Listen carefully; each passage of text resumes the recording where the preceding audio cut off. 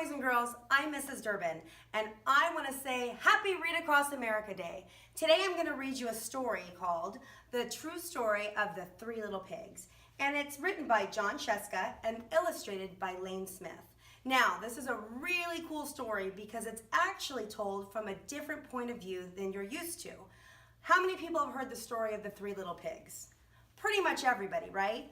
Well, this story is actually told from the point of view of the big bad wolf. So get comfy and get ready to hear a really good story.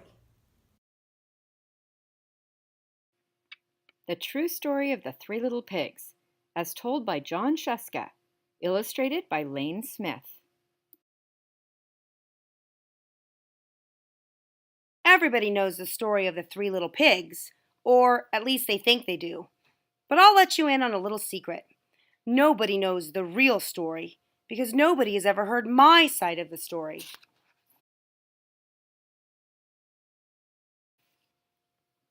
I'm the wolf, Alexander T. Wolf. You can call me Al. I don't know how this whole big, bad wolf thing got started, but it's all wrong. Maybe it's because of our diet. Hey, it's not my fault wolves eat cute little animals like bunnies and sheep and pigs. It's just the way we are. If cheeseburgers were cute, folks would probably think you were big and bad too. But like I was saying, the whole big, bad wolf thing is all wrong. The real story is about a sneeze and a cup of sugar. This is the real story. Way back in Once Upon a Time, I was making a birthday cake for my dear old granny. I had a terrible sneezing cold, and I ran out of sugar.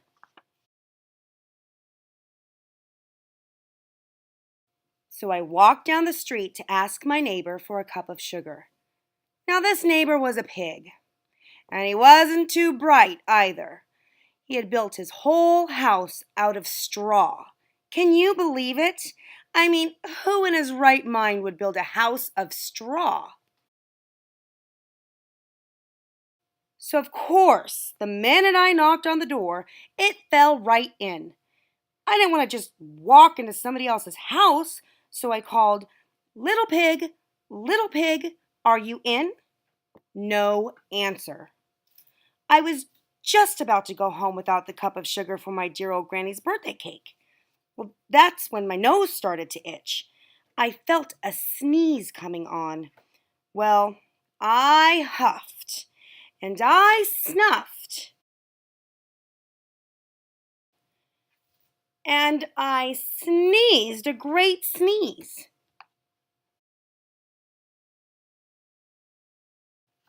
And you know what? That whole darn straw house fell down, and right in the middle of the pile of straw was the first little pig, dead as a doornail. He'd been home the whole time.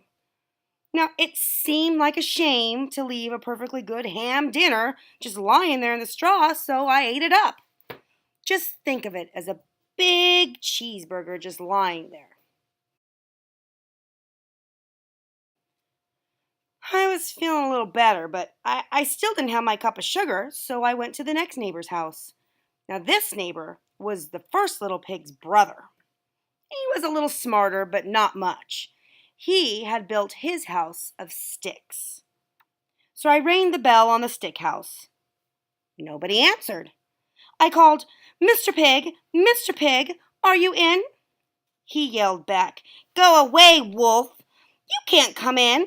I'm shaving the hairs on my chinny chin.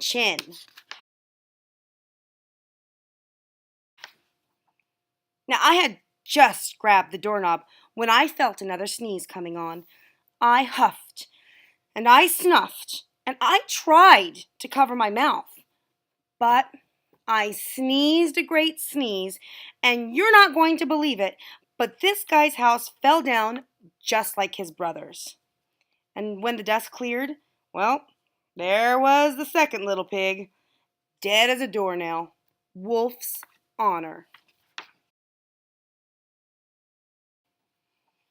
Now, you know that food will spoil if you just leave it out in the open. So I did the only thing there was to do. I had dinner again. Just think of it as a second helping, and I was getting awfully full.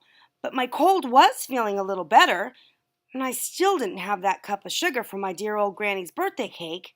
So I went to the next house. This guy was the first and second little pig's brother. He must have been the brains of the family, because he had built his house of bricks. I knocked on the brick house. No answer. So I called, Mr. Pig, are you in? And do you know what that rude little porker said? Get out of here, wolf. Don't bother me again.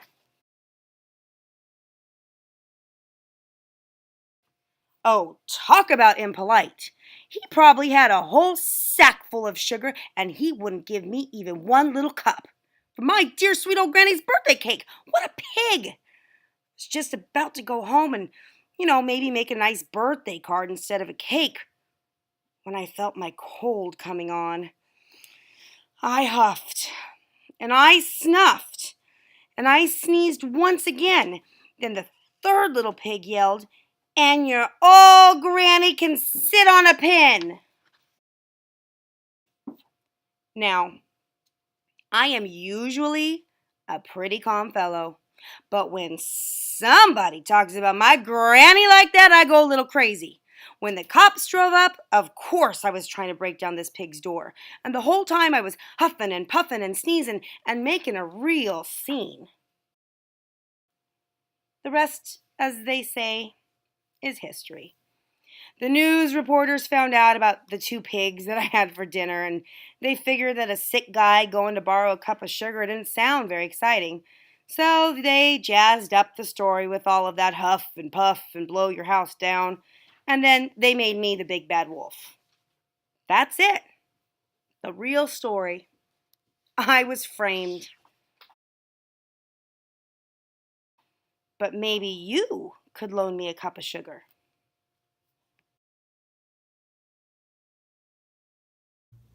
Okay, so what'd you think? Who do you believe? The three little pigs or the big bad wolf? Well, have a fun day. I hope you enjoy all of the books that you get to read today. Happy Read Across America Day.